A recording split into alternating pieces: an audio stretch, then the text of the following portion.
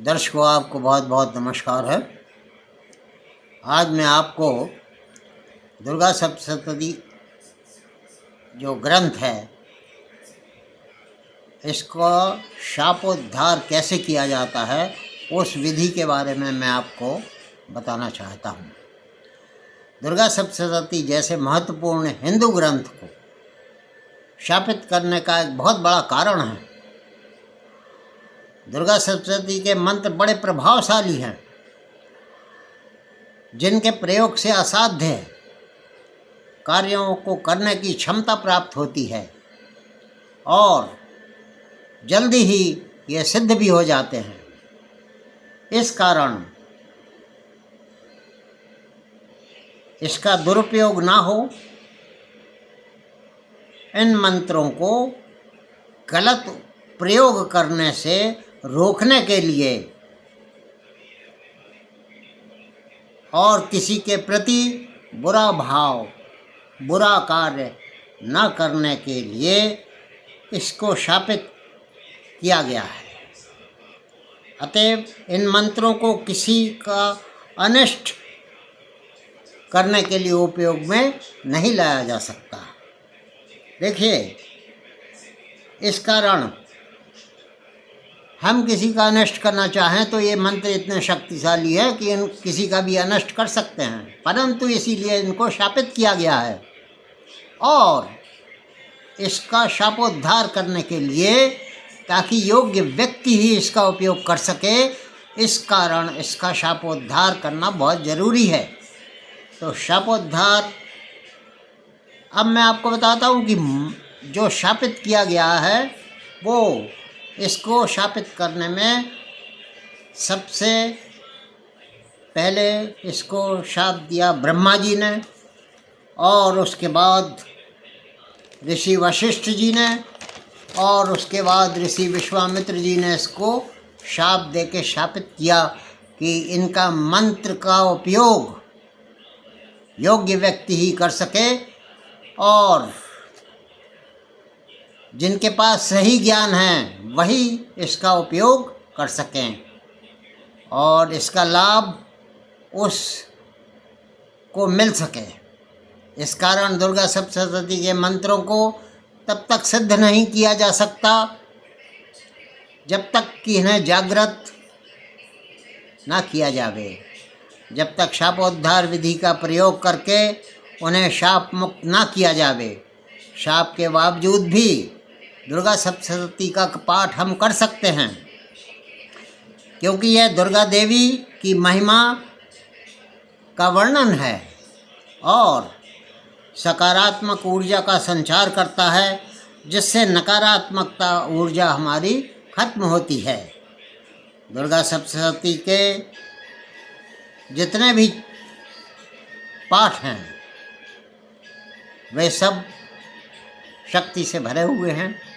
और एक बात और ध्यान में रखने योग्य है कि दुर्गा सप्तशती की पुस्तक को कभी भी हाथ में लेकर इसका पाठ नहीं करना चाहिए। इसे शुद्ध चौकी या आसन पर रखकर ही पाठ करना चाहिए। गणेश भगवान का स्मरण शुरू में करें, इसके पश्चात कवच, अर्गला और कीलक स्तोत्र का पाठ करें, इसके बाद शापोद्धार करें। पाठ करते समय शब्दों का उच्चारण सही करें, जिससे मंत्रों का सही प्रभाव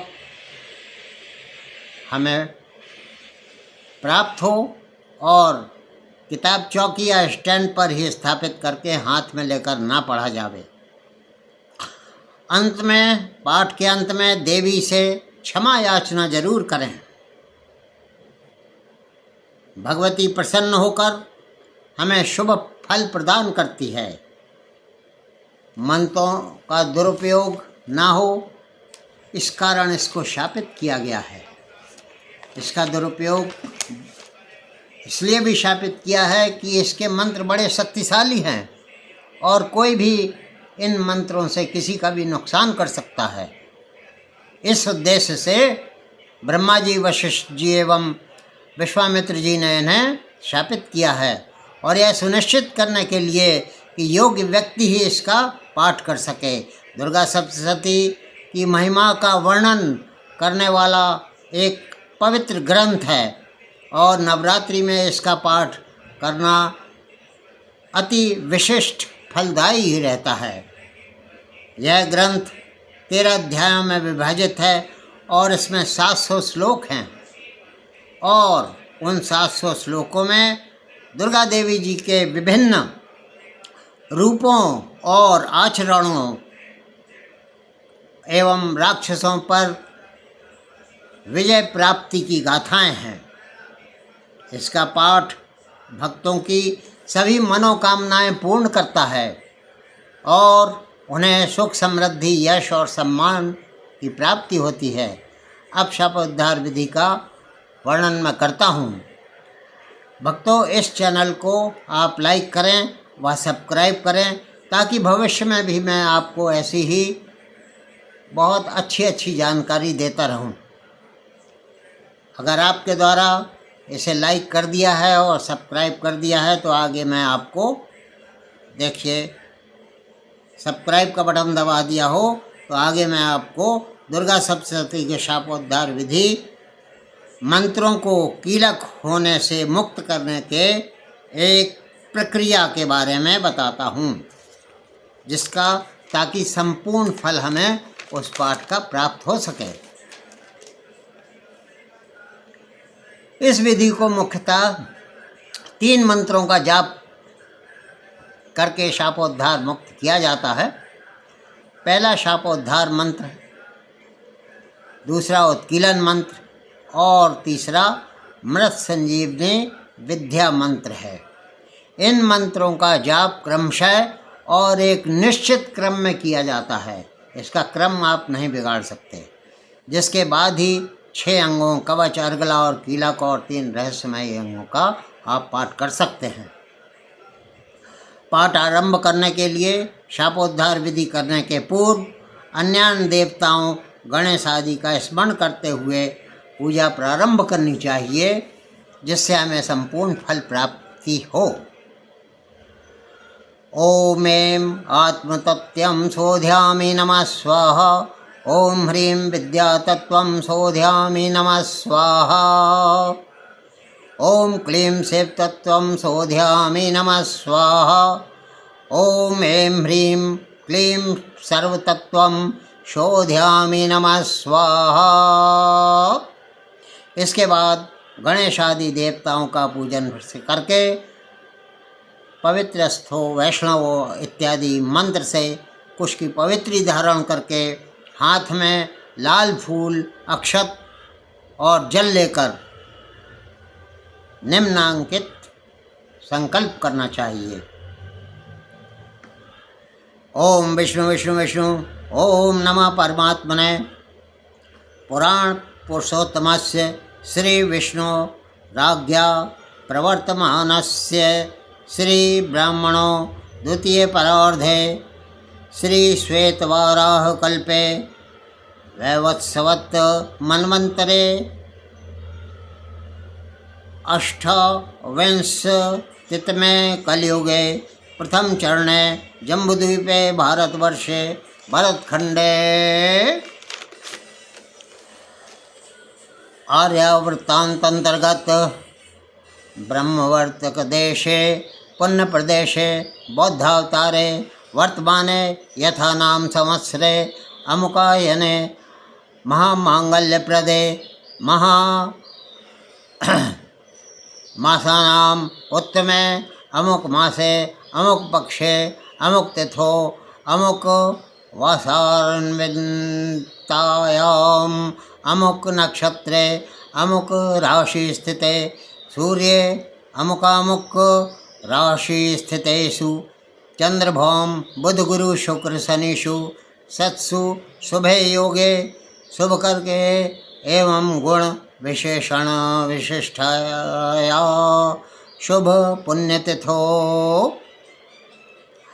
सकल शास्त्र श्रुति स्मृति पुराणोक्त फल प्राप्ति कामः अमुक गोत्रोत्पन्नः अमुक शर्मा अहम ममात्मना सपुत्र स्त्री बांधवस्य श्री नवदुर्गा अनुग्रहीतो ग्रहकृत राजकृत सर्व विध पीड़ा निवृत्ति पूर्वक नैरज्य दीर्घायु पौष्टिधन धान्य समृद्ध्यर्थम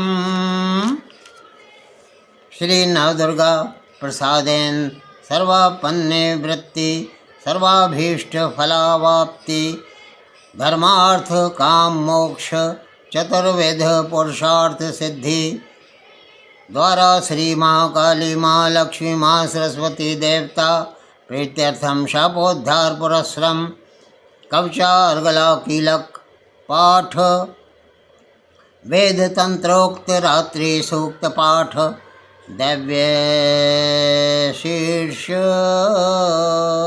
दैव्यार्थ विशेष पाठन्यास विधि सहित सर्वाण जप सती न्यास ध्यान सहित चरित्र संबंधी विनियोग न्यास ध्यान पूर्वकम च मार्कंडे उवाच सवर्णे सूर्यतनयो यो मनुः पद्यते अष्टमम् इत्याद्धारभ्य सवर्णेर्भवत्या मनो इत्यन्तं दुर्गा सप्तशती पाठं तदन्ते न्यास विधि सहितं नर्वाण मंत्र जपम वेद तंत्रोक्त देवी सूक्त पाठम रहस्यत्रय पठनम शापोद्धार्दिकं च करिष्ये।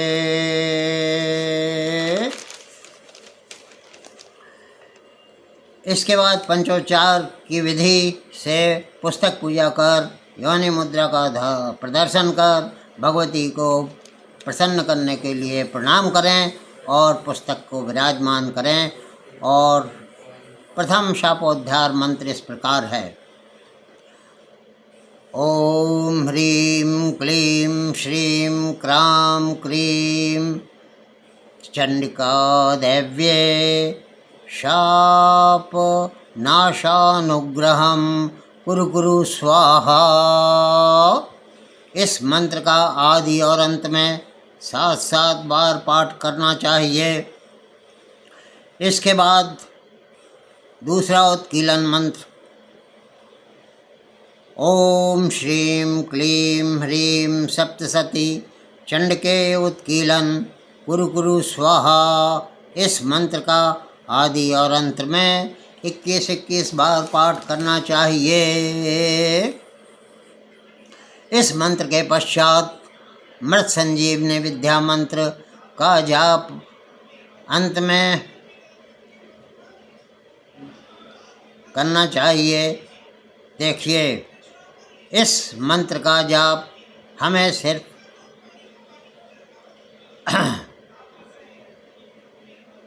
करने के लिए ओम ह्रीं ह्रीं बम बम ऐं ऐं मृत संजीवनी विद्ये मृत मुत्थापयो स्थापय क्रीं ह्रीं ह्रीं वम स्वाहा।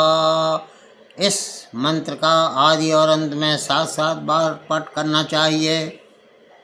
ऐसा माना जाता है कि दुर्गा सप्तशती के मंत्र कलयुग में कीलित शापित होने से शापोद्धार विधि से उनको शुद्ध करके उनका प्रभाव बढ़ाता है और तभी पूरा फल प्राप्त होता है, देवी कृपा प्राप्त होती है और बिना किसी बाधा के देवी कृपा हम तक प्रभावित होती है।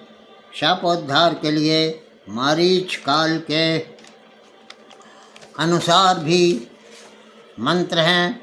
दुर्गा सप्तशती विमोचन का मंत्र है। इस मंत्र को देखिए, सुनिए।